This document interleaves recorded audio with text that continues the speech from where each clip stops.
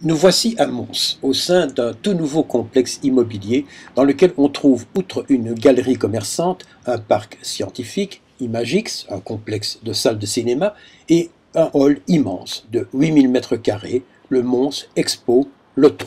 C'est un hall multifonction destiné à accueillir des foires, expositions, des événements sportifs et ce week-end de novembre, le premier Mons Livre, un salon pour éditeurs et auteurs.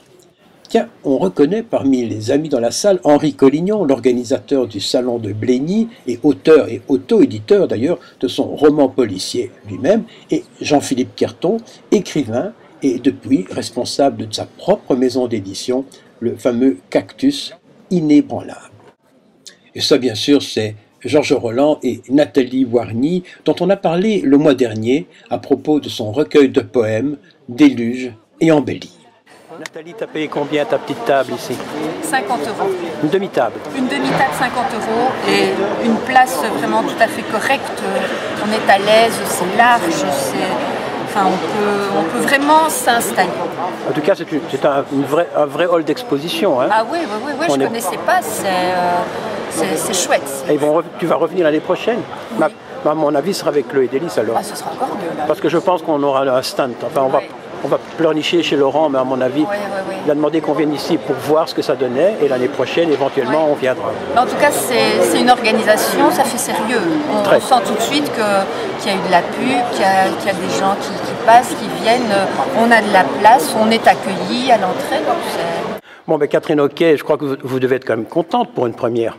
Oui, je dois dire qu'on est assez satisfait. L'équipe est vraiment contente parce qu'effectivement, nous avons beaucoup d'exposants qui sont très contents et alors un public. Mais est-ce que ce n'est pas une foire de trop? Parce qu'il y a eu Uccle, il y a eu Tourner la page, le même week-end d'ailleurs, et puis maintenant vous, pour certains éditeurs, c'est quand même compliqué, non, de devoir aller aux 3 endroits en même temps. Mais il semblerait que non, parce que par exemple, pour tous les éditeurs qui sont déjà présents ici, nous ont déjà vraiment demandé pour l'année prochaine déjà de revenir.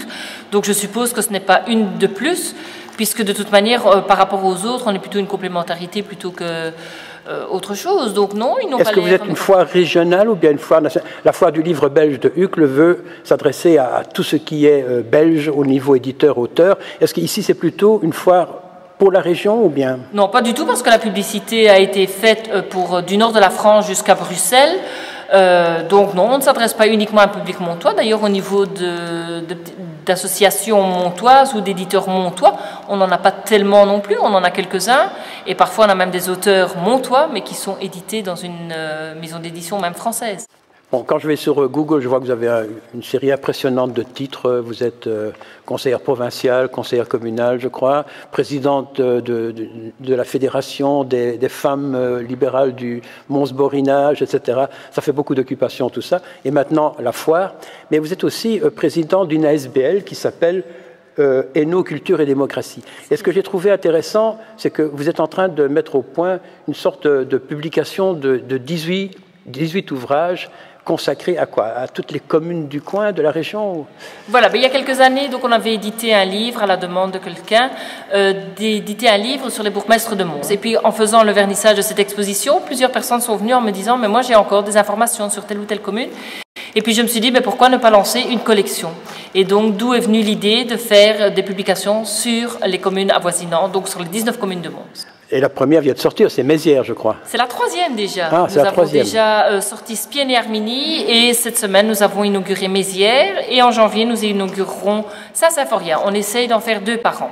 C'est ça. Et l'éditeur, c'est qui alors? C'est l'ASBL? C'est l'ASBL Hainaut, Culture et Démocratie. Nous sommes notre propre éditeur. Donc il est un peu logique quelque part que vous lanciez cette foire. Voilà, donc il y a quand même un lien avec l'ASBL, puisque de toute manière, l'ASBL a pour objectif de promouvoir que ce soit les artistes locaux ou régionaux ou reconnus de manière internationale. Et donc la foire du livre se prêtait très très bien avec le fait que nous soyons notre propre éditeur.